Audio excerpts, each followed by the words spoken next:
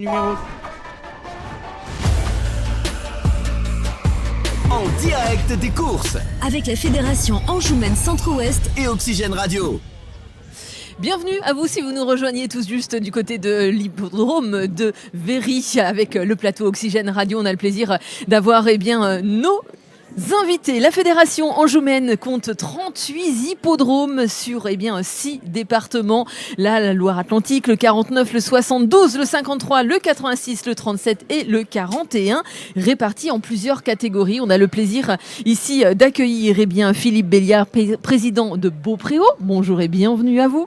On accueille également Alexandre Cadu, vous êtes vice-président de la Roche-Posay, et également Michel Boutillier, le trésorier de l'association des courses de Jalais. Ensemble, vous êtes plus forts, c'est ça ? Allez-y, ensemble vous êtes plus forts. On sent qu'il y a une cohésion entre le matériel mais également le physique. Pas obligatoirement, parce qu'on se prête du matériel quand même entre les deux sociétés. Par contre, au point de vue bénévolat, chacun, on a des bénévoles à Jalais et des bénévoles à Beaupréau. Il est hors de question de fusionner. Je dis bien Beaupréau reste à Beaupréau et Jalais reste à Jalais. Voilà. Parce qu'il faut le rappeler, président des deux hippodromes. Des deux. Voilà, président depuis 25 ans à Beaupréau, ça commence à faire. Et puis depuis 12 ans, président à Jalais. Pourquoi cette double casquette ? On est venu me chercher, l'ancien président m'avait demandé. Et puis, après tout, je me suis dit, on a les mêmes dossiers, que ce soit Beaupréau ou Jalais. Quand on est en réunion à la fédération, on mène les mêmes dossiers. Quand on demande des subventions, c'est pareil. Donc, d'avoir le même président, ça va bien. Ça se porte bien. Est-ce que justement, ce n'est pas trop de travail d'avoir deux présidences ? Non. Tout va bien. Je suis à la retraite maintenant, donc j'ai encore le temps. Mais souvent on dit que vous, les retraités, vous avez beaucoup plus d'activités que quand vous étiez salarié. Non, quand même pas. Non, ça va. Bon. Monsieur Michel Boutillier, vous êtes trésorier de l'association des courses. Trésorier et secrétaire. Trésorier, secrétaire. Secrétaire et double trésorier. Casquette pour vous aussi en fait. Et à Beaupréau, je fais pas mal de choses. Je ne suis pas officiellement secrétaire. Et en plus, je m'occupe de la foire d'Apit-Angevine qui est 8 jours après. Alors justement... c'est la même réponse que Philippe. Depuis que je suis en retraite, ça va quoi. Mais je suis secrétaire depuis 2 ans, à Jalais. Je découvre aussi, mais c'est très intéressant. Alors voilà, c'est ce que j'allais vous poser comme question. Qu'est-ce que vous aimez justement ? Dans l'organisation, quoi. Moi, c'est plus l'administratif. Faut pas me donner un marteau. Et à Jalais, à Beaupréau, on a une équipe que je connais depuis longtemps. Et à Jalais, je connaissais pas trop, quoi. Et ça se passe très bien.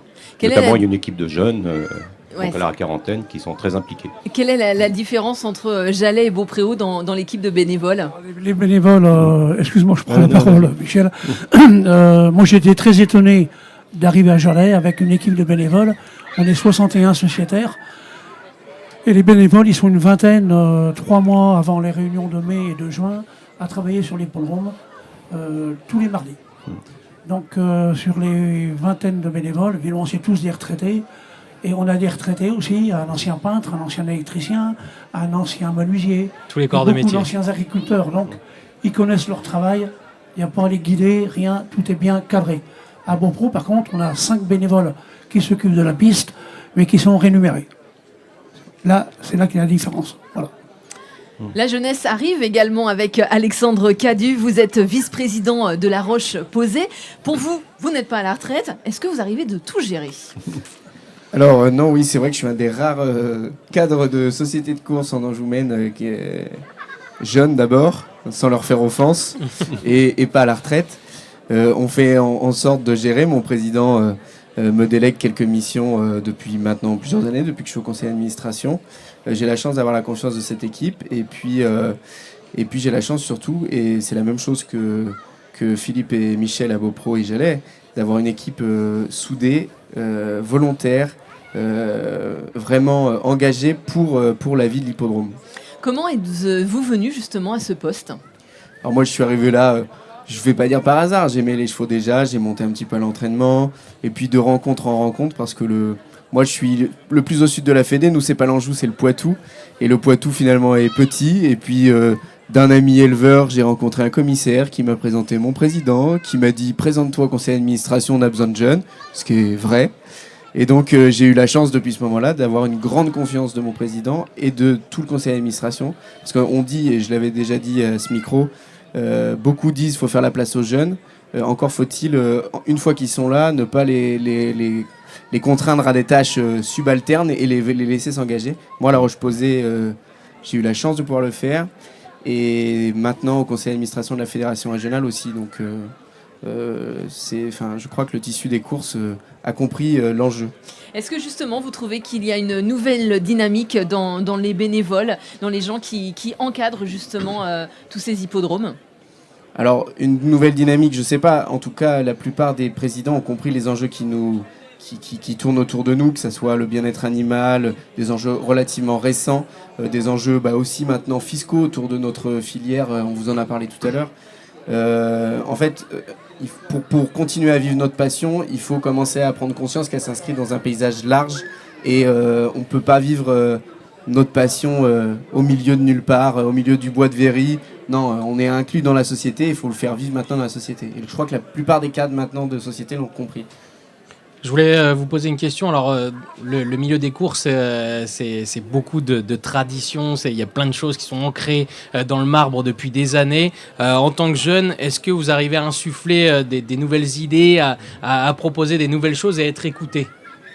Ce que je disais tout à l'heure, j'ai la chance d'être tombé dans des maisons où on m'a fait la place et pas seulement en me disant t'es le jeune, t'es là, t'es bien. Et maintenant, non, j'ai eu la chance de pouvoir proposer, que ce soit au conseil d'administration à La Roche-Posay, dès que j'y suis rentré. Maintenant, je suis vice-président, mais dès que je suis rentré au conseil d'administration, et c'est la même chose aujourd'hui avec Lucille Guinaudot, la vice-présidente de Cholet, avec qui on est élu au conseil du Galop en Joumaine. On s'occupe de la communication pour les 33 hippodromes. On nous a laissé proposer et le conseil d'administration a disposé, mais dans le sens de notre proposition. Donc c'est très confortable. Voilà, la petite difficulté maintenant, c'est d'en faire rentrer d'autres, des comme nous. Et d'ailleurs, Philippe, pour vous, c'est important comme ça d'avoir une nouvelle génération qui arrive et qui pousse un petit peu ? Oui, c'est très important. Hein. Il faut, et au niveau de la fédération, puisque j'en fais partie également, sur le plan subvention, Alexandre le disait bien, il s'occupe de la communication. Et au niveau de la fédération, il y a une très très bonne ambiance, ça faut le souligner, à la fédération anjoumaine. D'accord. C'est important. De toute façon, on le dit en fait, toutes les bonnes idées sont bonnes à prendre. Il n'y a pas une question de génération ou pas de génération. C'est en échangeant. Ce qui s'est passé, ça a été intéressant, ça a fait grandir les choses, mais également l'avenir et aussi avec les nouvelles idées que peuvent nous apporter les jeunes. Oui. Et j'en profite aussi pour reciter Cholet avec la nouvelle équipe. Lucille, tu parlais de Lucille. On communique beaucoup avec eux, parce que nous, on ne savait pas tout, et nous non plus, et on s'entend très bien. On va même en dépannage de temps en temps. Mais on a très très bon rapport avec Cholet, Jalais, Beaupro et Cholet. Rochefort aussi, mais les trois hippodromes, on est à 10 km les uns des autres. Les Mauches, comme tu dis très justement. Et la nouvelle équipe de Cholet, bravo pour eux. Ensemble, on est plus fort, vous l'avez compris, avec la prochaine course qui va débuter dans quelques minutes. Nous, on se retrouve dans quelques minutes. Anthony, vous avez quelque chose à rajouter ? Je vois votre petit doigt qui se lève. Bien vu, comme à l'école. C'est ça, allez-y.